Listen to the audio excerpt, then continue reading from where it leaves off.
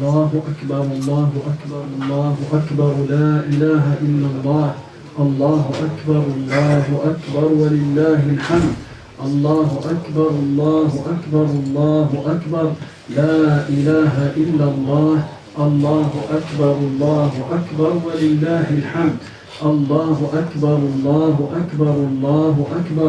لا إله إلا الله الله أكبر ولله الحمد. أعوذ بالله من الشيطان الرجيم. بسم الله الرحمن الرحيم. وصلى الله وسلم وبارك على حبيبنا محمد وعلى آله وأصحابه أجمعين. أما بعد فإن أصدق الكلام كلام الله عز وجل وخير الهدي هدي رسول الله صلى الله عليه وسلم وإن شر الأمور محدثاتها وكل محدثة بدعة وكل بدعة ضلالة وكل ضلالة في النار. فيا رب أجرنا من النار بعفوك وأدخلنا الجنة برحمتك يا عزيز يا غفار.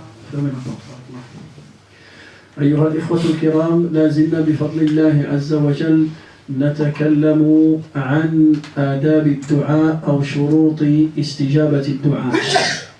فذكرنا أول شرط ألا وهو الإخلاص في الدعاء، لأن النبي صلى الله عليه وسلم قال: لا يستجيب الله عز وجل دعاء عبد غافل لاهٍ. إذا كان قلبك غافل أو لاهٍ أو مشغول فلا يقبل الله منك الدعاء، فلا بد من الإخلاص ومن حضور القلب. الشرط الثاني ألا وهو أكل الحلال. الشرط الثالث ألا وهو استحباب الدعاء في الأوقات المباركة، فهنالك أوقات مباركة يستجيب الله عز وجل فيها الدعاء. الشرط الثالث الذي ذكرناه ألا وهو عدم الاستعجال. يستجاب لأحدكم ما لم يستعجل. قالوا: يا رسول الله وكيف يستعجل؟ قال: يقول دعوت ودعوت فلم يستجب لي فيترك الدعاء. فلذلك لا تستعجل، لأن الله لا يعجل بعجلة أحد. الله عز وجل لا يعجل بعجلة أحد. أيضا الشرط الخامس ألا وهو اليقين في الدعاء. ادعوا الله وأنتم موقنون في الإجابة. فمن شك في أن الله تعالى لا يستجيب له أو ليس قادر على أن يعطيه سؤله فهذا قد أفسد على نفسه الدعاء وقد ضيع شرطا من شروط استجابة الدعاء. Inch'Allah, mes frères, toujours on parle sur les conditions qu'on doit connaître pour qu'Allah accepte nos demandes. Quand tu lèves ta main pour demander à Allah de purifier ton âme, demander à Allah de te donner telle ou telle chose, il y a des conditions à respecter. La première condition, il faut la sincérité dans ton cœur. Le moment où tu fais le dua, il faut que ton cœur soit présent avec toi. C'est pas ton cœur, il est occupé ailleurs et toi tu es en train de faire le dua. Allah Ta'ala yanzuru ila qulubikum. Allah Ta'ala il voit qu'est-ce qu'il y a dans ton cœur. Si ton cœur il est présent, ton cœur il est avec Allah Azza wa Jal, tu fais le dua avec ton cœur avant ta bouche, alors là à ce moment-là Allah Ta'ala il va accepter ton dua. Deuxième condition, il faut manger le halal. Il faut travailler dans le halal et dépenser ton argent dans le halal. Troisième condition, il faut connaître les moments bénis. Il y a des moments bénis, Allah Ta'ala il accepte nos demandes. Quatrième condition, il ne faut pas être pressé, il ne faut pas se précipiter. Quand tu fais le dua, attends qu'Allah te donne la réponse. Parce que quelqu'un qui est pressé, qu'est-ce qu'il va dire? Il va dire: j'ai demandé, et j'ai demandé, et j'ai demandé, Allah il ne m'a pas donné ce que j'ai demandé, et qu'est-ce qu'il va faire? Il va arrêter le dua. Il va abandonner le dua. Falidalik, ne sois pas pressé. Pose ta demande chez Allah Azza wa Jal et attends la réponse d'Allah Azza wa Jal. Cinquième condition, le moment où tu fais le dua, sois sûr et certain que Allah il peut te donner ta réponse. Sache, si tu as le doute dans ton cœur, comme quoi Allah il ne peut pas me donner. Allah, il ne va pas accepter. Si tu doutes, tu as annulé une condition parmi les conditions. C'est pour cela, au moment de dua, sois sûr et certain que Allah t'entend, que Allah te voit et que Allah Ta'ala est capable de te donner ce que tu demandes. Il ne faut pas douter. Et aujourd'hui, Inch'Allah, on va rajouter une autre condition. Et cette condition, elle est très importante. Pourquoi elle est très importante? Parce qu'on ne fait pas attention. Il y a la majorité parmi nous qu'on néglige, on néglige cette condition. هذه اسمها العزم في الدعاء. باللغة العربية العزم في الدعاء. ما معنى العزم في الدعاء؟ يعني إذا دعوت فادعو بدعاء واضح لا تردد فيه. لا تقل اللهم اغفر لي إن شئت، اللهم اعطني إن شئت، اللهم ارزقني النجاح إن شئت، بل اعزم المسألة وقل اللهم وفقني، اللهم اغفر لي، اللهم ارزقني النجاح، اللهم شافني، اللهم كذا. فلا تتردد في دعائك. Le musulman, quand il fait le dua, il ne doit pas tenter la chance. Quand tu fais le dua, fixe ta demande. Il faut fixer ta demande. Qu'est-ce que tu veux demander? Il faut la fixer et il faut demander directement à Allah. C'est interdit de dire Ya Allah, pardonne-moi si tu veux. Guéris-moi si tu veux. Guide-moi si tu veux. Ça c'est interdit, c'est mal poli avec Allah Azza wa Jalla. Pourquoi? Parce que Allah, il est capable de faire tout. Allah Ta'ala, quand tu lèves tes mains et tu fais la demande, il n'y a personne qui peut bloquer Allah Azza wa Jalla. Est-ce qu'il y a quelqu'un qui peut empêcher Allah de te donner ce que tu as demandé? لا يعترض على الله أحد لا يسأل عما يفعل وهم يسألون. Tu ne peux pas interroger Allah pourquoi tu as fait ça. فلذلك النبي صلى الله عليه وسلم سمع رجل. النبي صلى الله عليه وسلم il a écouté un compagnon. سمعه يقول اللهم اغفر لي إن شئت. Ya Allah, pardonne-moi. Le prophète صلى الله عليه وسلم il a écouté un compagnon. Il était en train de dire Ya Allah, pardonne-moi si tu veux. Le prophète صلى الله عليه وسلم نهاه عن ذلك بل قال له يا فلان اعزم المسألة. Dis Allahumma اغفر لي. Il faut dire Ya Allah, pardonne-moi. Il ne faut pas dire si tu veux. Si tu veux, ce mot, cette phrase, on peut le dire à une personne comme toi. Tu lui dis prête-moi si tu veux. Pourquoi? Parce que peut-être il ne peut pas te prêter. Peut-être il ne prend pas une décision tout seul. Il doit consulter sa femme, il doit consulter son père, il doit consulter son ami, il doit consulter. Mais Allah Ta'ala, est-ce qu'il consulte quelqu'un? C'est lui le Tout-Puissant. Quand tu déposes une demande à Allah Ta'ala, tu ne dis pas si tu veux, tu lui dis donne-moi ça. Ya Allah, pardonne-moi. Ya Allah, guide-moi. Ya Allah, guéris mon fils. Ya Allah, aide-moi. Sans dire si tu veux. وهذا أدب. فلذلك لا بد من عزم المسألة. Il faut fixer ta demande et dire la demande directement à Allah Azza wa Jalla. أيضا هنالك شرط آخر. Il y a une autre condition. ألا وهو عدم الاعتداء في الدعاء. عدم التعدي والاعتداء في الدعاء. هنالك بعض الناس يعتدون في الدعاء.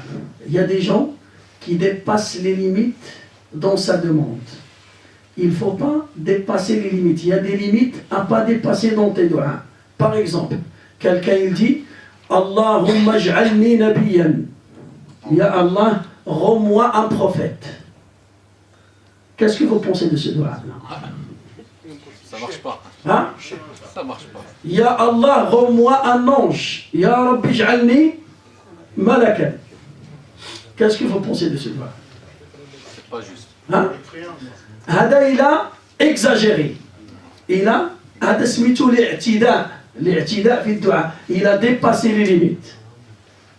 Ya Allah, اعصمني من الذنوب. Ya Allah, préserve-moi de tous les péchés. Est-ce qu'on peut dire ce doigt-là? Non. Non. Pourquoi? Parce que tu es un être humain qui fait des péchés. Si Allah il te préserve des péchés, tu deviens un ange. Et toi, tu n'es pas un ange. Allahumma, i'simni min al-kaba'ir, ya Allah, préserve-moi des grands péchés, c'est autorisé. Mais préserve-moi de tous les péchés, les petits, les grands, les moyens, c'est pas autorisé. Hada ta'addi fi du'a. Allah khalaqak, Allah il t'a créé pour que tu fais des péchés. Tu es un être humain, tu fais des péchés et tu demandes pardon à Allah. Tu t'écartes des grands péchés, mais tu tombes dans les petits péchés. Et tu vas demander pardon. Et tu fais le repentir. Kullu bani Adam khata wa khayrul khata'in. Chaque être humain fait des fautes, mais les meilleurs parmi nous, c'est celui qui demande pardon et qui fait un repentir à Allah.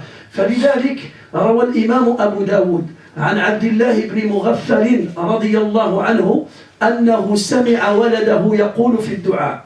Un compagnon, il s'appelle Abdullah ibn Mughaffal, il a écouté son fils en train de faire un dua. Qu'est-ce qu'il a dit dans son dua? قال اللهم ارزقني القصر الأبيض عن يمين الجنة إن دخلتها. Ya Allah, donne-moi le palais blanc qui se trouve à la droite du paradis si je rentre au paradis. Regardez qu'est-ce qu'il a demandé. فسمعه أبوه, son père il a écouté. فقال له يا ولدي لقد اعتديت في الدعاء. Il lui a dit, t'as exagéré dans ta demande. T'as dépassé la limite. T'es injuste dans ta demande. فقال له, pourquoi mon père? لماذا? قال له, est-ce que t'as vu le palais blanc que tu demandes là? هل رأيت هذا القصر? Qui t'a dit qu'il y a un palais blanc à la droite du paradis? من أين لك هذا? D'où t'as ramené cette information? بل قل اللهم أدخلني الجنة. فقد سمعت رسول الله صلى الله عليه وسلم يقول يأتي أقوام من أمتي يعتدون في الطهور وفي الدعاء. Le prophète sallallahu alayhi wa sallam, il a dit, donc maintenant le compagnon il est en train de donner une preuve à son fils. Il lui a dit, c'est interdit de demander comme ça. Il faut demander, dire, Ya Allah, rentre-moi au paradis. Car j'ai entendu le prophète sallallahu alayhi wa sallam, il a dit, ils vont venir, des gens de ma communauté, ils vont exagérer dans les ablutions et dans dua. Qu'est-ce que ça veut dire l'exagération dans les ablutions? Ce qu'on voit dans la mosquée, il laisse le robinet ouvert, il commence à, au lieu d'utiliser 2 litres d'eau, il va gaspiller 15 litres d'eau pour faire le wudu. Ou bien, au lieu de laver ses mains jusqu'au coude là, il va les laver jusque là. Au lieu de laver ses pieds jusqu'au poignet, la cheville, il va les mollets. Il a dépassé les limites dans les ablutions. Et aussi, il y en a des gens qui dépassent les limites dans leur manière de faire dua. Ya Allah, rends-moi, lui, il a ni métier, ni rien, rends-moi président de la République française. Hein?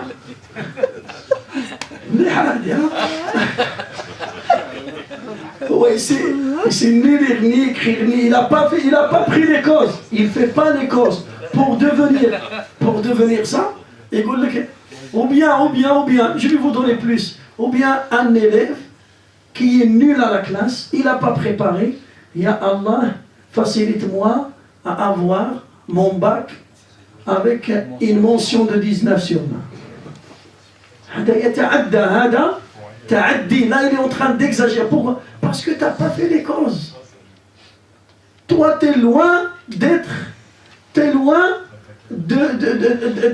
parmi les élèves qui vont dépasser les examens et tu demandes à être le premier.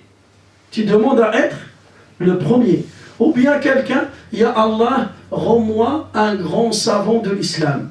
Et lui, il ne fait pas les causes. Il n'est pas étudiant de Coran, il n'est pas étudiant de l'arabe, il reste chez lui, à la maison. Ya Allah, je veux. Fahada, ta'addi fi dua. Là, il est en train d'exagérer dans toi. Il faut demander des choses. Allah Ta'ala est capable de te donner tout ce que tu demandes.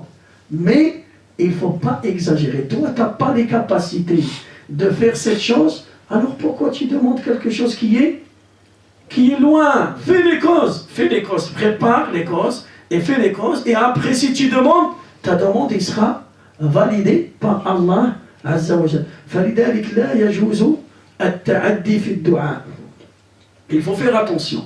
Il y a des gens, quand ils font le dua, c'est bon. Ya Allah, rends-moi archi-milliardaire. Au roi, il a ni métier, ni commerce, rien du tout. Comment tu vas devenir archi-pauvre? C'est pas archi-milliardaire. C'est la réalité. فلذلك النبي صلى الله عليه وسلم nous a donné ce conseil. Il nous a dit, il ne faut pas dépasser les limites dans le dua. Rends-moi un ange, rends-moi un prophète, rends-moi un... Tu fais rien, tu fais pas les causes. فلذلك لا يجوز هذا الأمر. Il ne faut pas dépasser les limites. Il faut fixer ta demande, et une demande qui est utile pour toi. Une demande qui est utile pour toi et qui va te servir, et tu peux assumer cette responsabilité. Maintenant, tu demandes à te marier. Ya Allah, facilite-moi à me marier. Toi, tu ne travailles pas et tu n'as pas préparé. Tu n'as rien. Ya Allah, je veux me marier avec une belle femme pieuse. Ya Allah. Est-ce que c'est autorisé de faire ça, ce doigt-là? Non. Oui.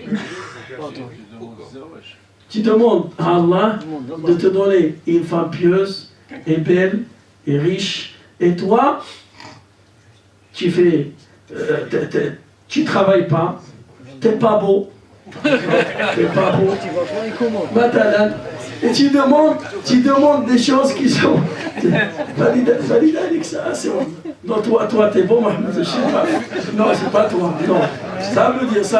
فلذلك, regardez, التعدي في الدعاء في كل شيء. فلذلك, il ne faut pas dépasser les limites. Regarde, toi, donc, مثلا في كل شيء. في الطعام في الأكل pour manger. Si tu dépasses les limites, tu tombes malade.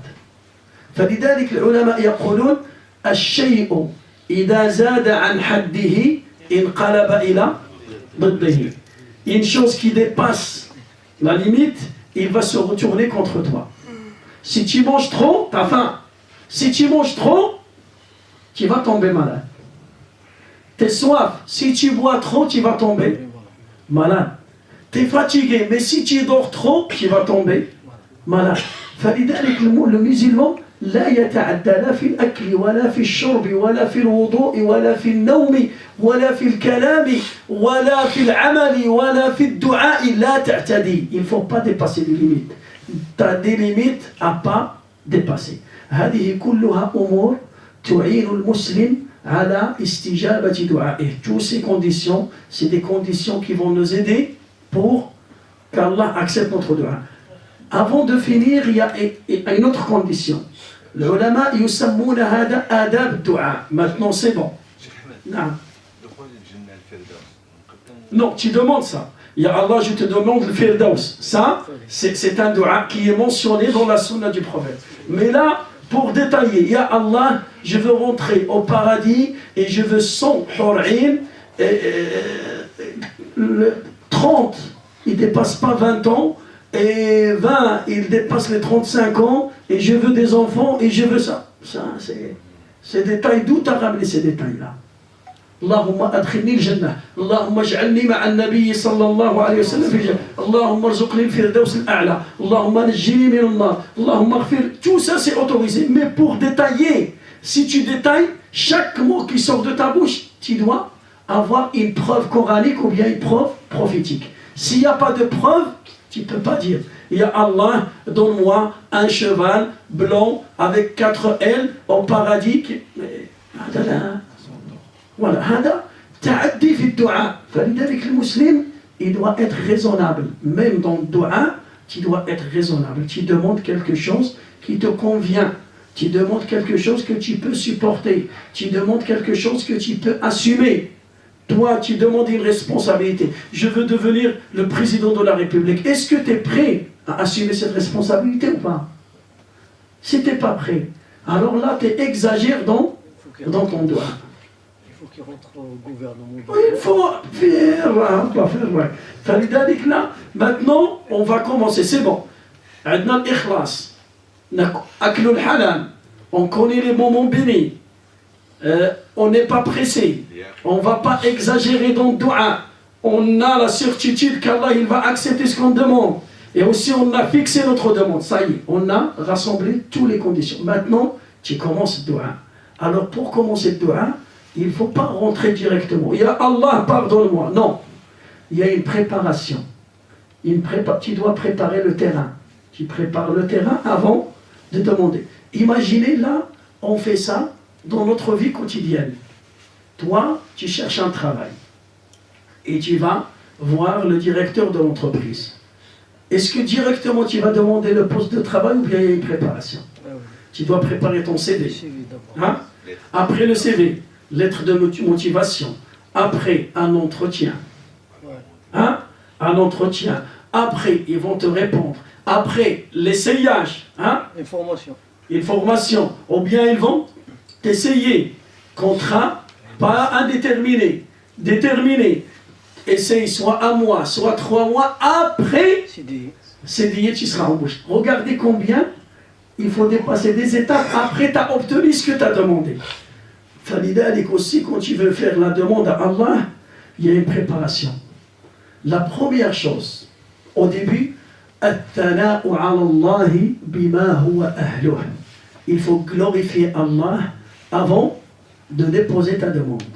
فلذلك شوفوا سبحان الله في الصلاة quand on fait la prière on commence par quoi?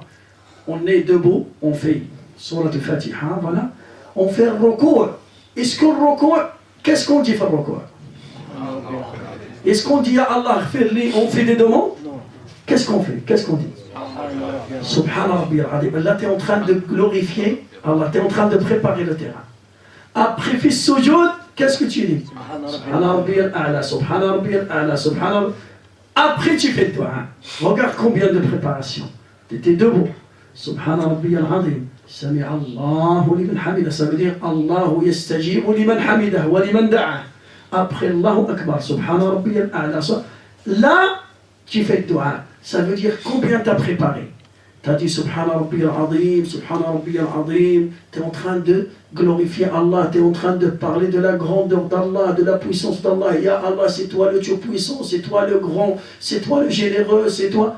Après, tu fais la demande. فلذلك la meilleure chose, il y a الثناء على الله. Il y a des manières. هنالك أدعية spéciales, des doigts spéciales pour préparer le terrain à déposer ta demande. مثلا هنالك دعاء رواه الإمام مسلم والإمام البخاري. كان النبي صلى الله عليه وسلم يقول في دعائه quand le prophète صلى الله عليه وسلم il veut faire dua, il commence par comme ça, يقول الحمد لله اللهم لك الحمد أنت قيوم السماوات والأرض ومن فيهن ولك الحمد أنت نور السماوات والأرض ومن فيهن ولك الحمد أنت الحق ووعدك الحق والجنة حق والنار حق والساعة حق والنبيون حق. Après, يقول اللهم اغفر لي ما قدمت وما أخرت وما أسررت وما أعلنت وما أنت أعلم به مني فأنت المقدم وأنت المؤخر لا إله إلا أنت. Il commence الحمد لله أنت قيوم السماوات والأرض ومن فيهن. Je remercie Dieu, c'est toi, il y a Allah qui tient le pouvoir des cieux et de la terre.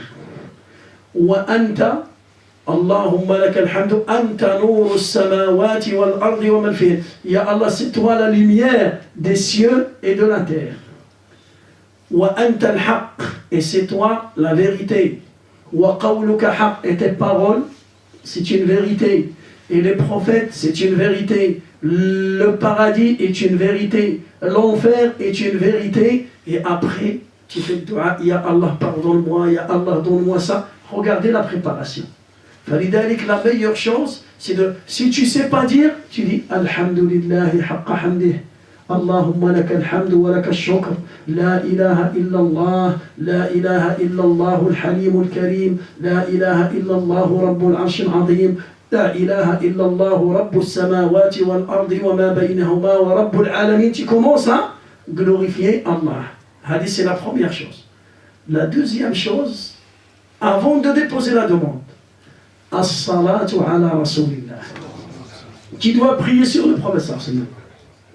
روى الإمام الترمذي عن عمر بن الخطاب رضي الله عنه أنه قال الدعاء محبوس بين السماء والأرض حتى تصلي على محمد صلى الله عليه وسلم. Omar ibn Khattab, il a dit une parole, il a dit ton dua, il sera attaché entre les cieux et la terre jusqu'à ce que tu pries sur le prophète. فلذلك tu commences Alhamdulillah, اللهم لك الحمد في الدنيا والآخرة, اللهم لك الحمد حمدا كثيرا طيبا مباركا فيه. Comme on dit, quand on dit سمع الله لمن حمده, qu'est-ce que tu dis? ربنا ولك الحمد حمدا كثيرا طيبا مباركا فيه. في رواية أخرى ملء السماوات والأرض وملء ما بينهما وملء ما شئت من شيء بعد. Regarde, tu prépares, après tu vas prosterner. فلذلك المسلم, il doit faire ça et prier sur le prophète. Et la prière sur le prophète, c'est un acte d'adoration. C'est le seul acte d'adoration qu'Allah fait. Allah Ta'ala, il fait cet acte d'adoration. C'est un acte d'adoration. Allah, il le fait. Les anges, ils font cet acte d'adoration et Allah, il a demandé aux croyants de le faire. Allah Ta'ala yaqul, Inna Allah wa malaikatahu, qu'est-ce qu'ils font? Yusalluna ala nabi. Allah, il prie sur le prophète et les anges, ils prient sur le prophète. Ya ayyuhalladhina amanu, sallu alayhi wa sallimu. Allah Ta'ala, il nous a ordonné de prier sur lui et de saluer le prophète. Alors imaginez un acte d'adoration, Allah il le fait. Alors qu'est-ce qu'on attend?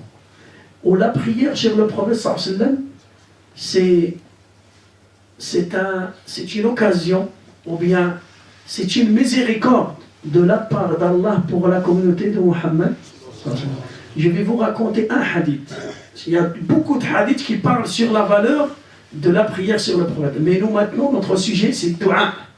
Alors il faut savoir, si tu ne veux pas faire dua, ton fils est malade, tu cherches un travail, tu cherches à te marier, tu as des problèmes, tu as des soucis, tu as des péchés, tu veux demander pardon, ne demande rien, il suffit de prier sur le prophète.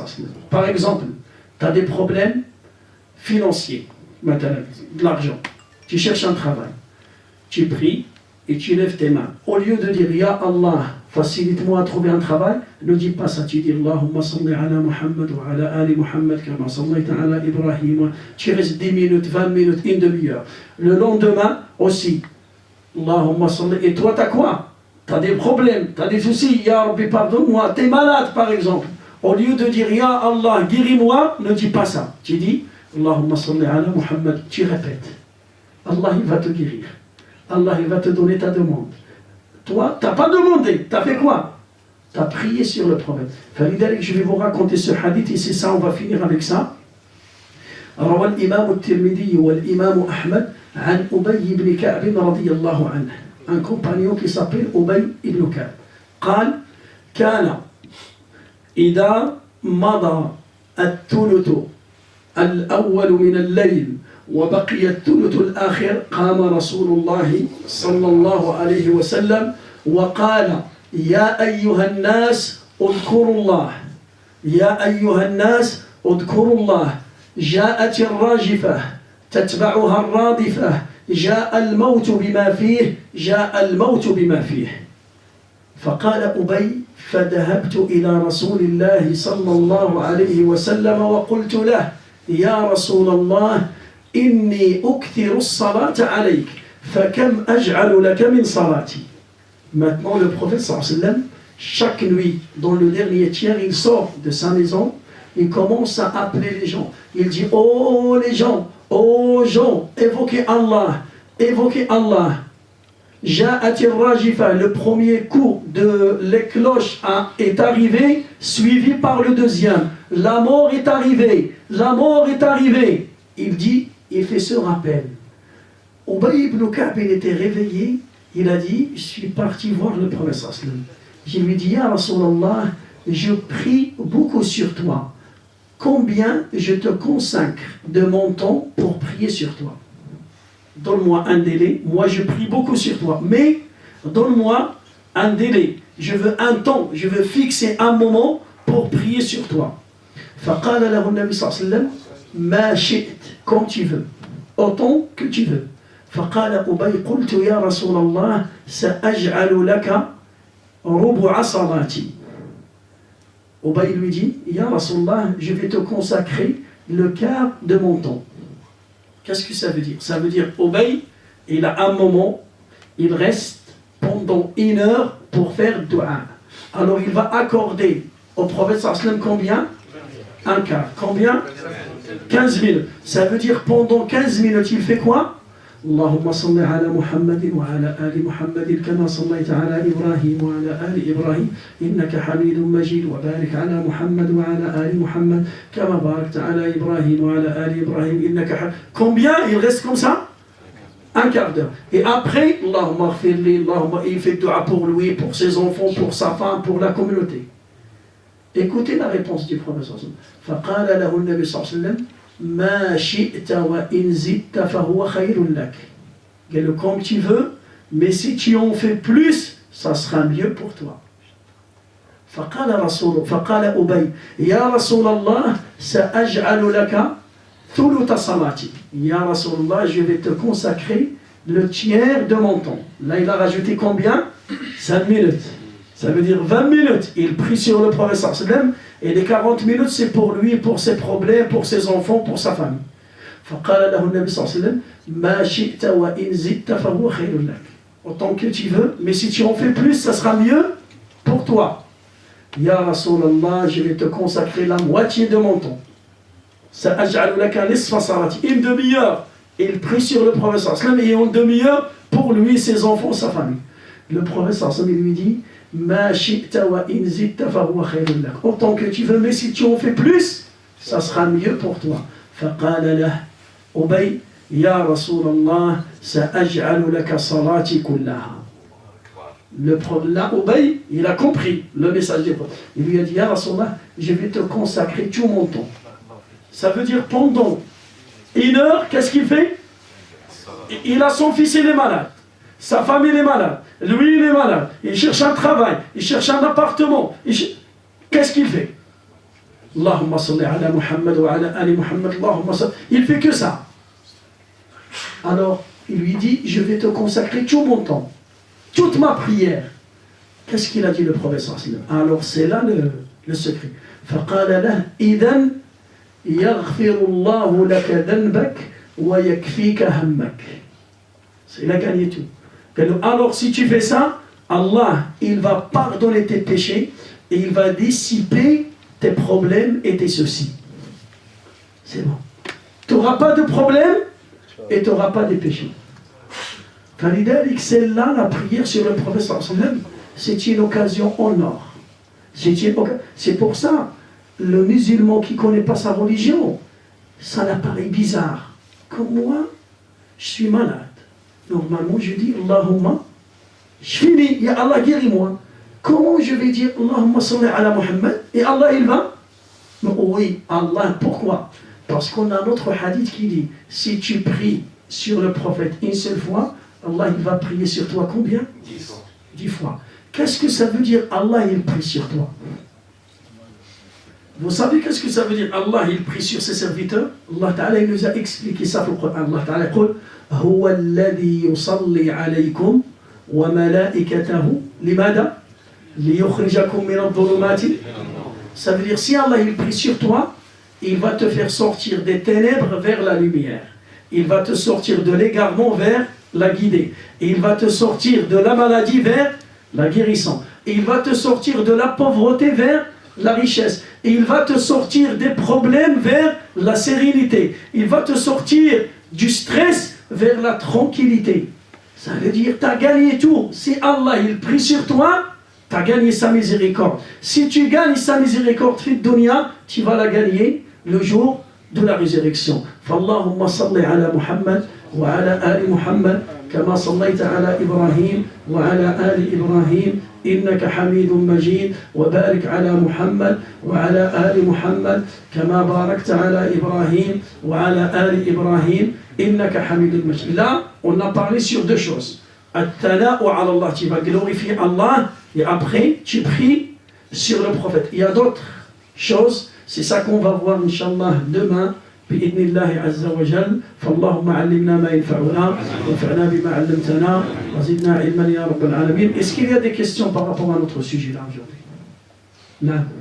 Moi je voudrais savoir la différence entre Salat al-Fatih et Salat al-Nabi. Regarde, Salat al-Fatih, c'est une salat de quelqu'un qui l'a inventé. C'est quelqu'un, c'est pas mentionné dans la sunna du prophète. Ni Sahaba ils ont fait ça. Il y a une parole qui dit que Imam Ali, radiyallahu anhu, c'est lui qui a dit cette salat. Vous connaissez ce que ça veut dire Salat al-Fatih? Ça veut dire, il dit comme ça: Allahumma salli ala Muhammadin al-Fatih lima ughliqa والخاتم لما سبق ناصر الحق بالحق والهادي إلى صراطك المستقيم وعلى آله وصحبه قدر فضله ومقداره العظيم. C'est ça, Salat al-Fatih. C'est une manière de faire dua. Cette méthode, c'est un savant, c'est quelqu'un qui a ramassé des paroles. Des paroles, ils sont correctes. Les paroles qu'il dit là, ce n'est pas des paroles qui sont contre la religion. Allahumma salli ala Muhammadin al-Fatihi. C'est lui qui ouvre les choses, les difficultés. Et nous on a dit, si tu pries sur le prophète, Allah il va dissiper tes problèmes. Ça veut dire tu as des choses bloquées, ils seront ouvertes. Ça veut dire c'est juste. Al-Fatih lima ughliqa wal-Khatim lima sabaqa. Al-Khatim lima sabaqa, ça veut dire le dernier des prophètes. Et c'est vraiment notre prophète, c'est le dernier des prophètes. Nasir al-Haqqi bil-Haqqi. Il défend la vérité par la vérité. Il défend la justice par la justice. Il défend la vérité par la vérité. Nasir al-Haqqi wal-Hadi. Et c'est lui qui guide vers le droit chemin. Et Allah, il a confirmé ça, il a dit wa innaka latahdi ila sirat al-mustaqim. Tu guides vers le droit chemin. Qu'est-ce que ça veut dire, tu guides vers le droit chemin? Ça veut dire tu montres aux gens le bon chemin. Parce que la guider, il y a deux catégories de hidayah, de guider. Hidayat al-tawfiq, hidayat al-tawfiq, hiya min Allah. La première guidée, ça veut dire Allah Ta'ala, il va rentrer l'amour de la religion dans ton cœur. Celle-là, le prophète sallam, il ne peut pas faire ça. Le prophète sallam, il ne peut pas rentrer l'amour d'Allah et l'amour de la religion dans ton cœur. Allah, il peut faire ça. Mais le prophète sallam, c'est un guide. On dit un guide touristique. Qu'est-ce que ça veut dire un guide touristique? Il va te montrer les chemins, les monuments, il sait les routes, les raccourcis, il connaît où il se trouvent les restaurants, les piscines. Alors le prophète sallam, c'est un guide religieux. Ça veut dire, il te dit, ce chemin, il mène vers le paradis, et ce chemin, il mène vers l'enfer.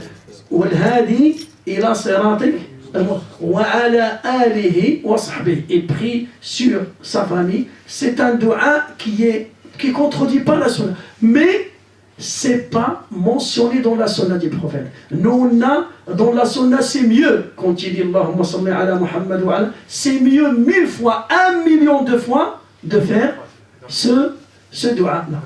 Est-ce que c'est clair? C'est pas interdit, ou bien tu es en train de commettre un péché. Mais le fait de devancer ce dua et de le mettre devant le dua qui est authentique dans Sahih al-Bukhari, qui était répété, on le répète même dans Salat, et de faire ce dua, cette prière, cette manière de prier, on va la faire devant, on va la devancer sur la manière qu'on fait dans la prière, c'est ça l'erreur. Et c'est ça la faute, et c'est ça l'exagération. Falidalik, tu n'as pas le droit de dépasser les paroles d'Allah, ni les paroles du prophète sallallahu alayhi wa sallam. Ya ayyuhalladhina amanu, la tuqaddimu bayna yaday Allahi wa rasulih. C'est clair, Inch'Allah. Falidalik, la meilleure manière de prier sur le prophète, il y a une manière qui est simple.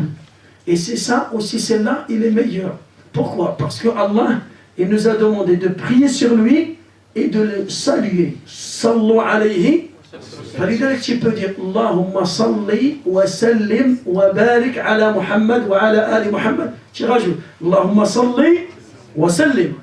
Ou bien quand tu finis, tu dis wa sallim taslima. Wa sallim taslima. فاللهم علمنا ما ينفعنا وانفعنا بما علمتنا. الله أكبر الله أكبر الله أكبر لا إله إلا الله. الله أكبر الله أكبر ولله الحمد. وعيد مبارك سعيد وتقبل الله منا صلاتنا وصيامنا وصلى الله وسلم وبارك على حبيبنا محمد والحمد لله رب العالمين. Est-ce que vous avez ramené les boissons ou pas? Moi j'ai ramené une boisson, j'ai ramené une assiette de gâteau.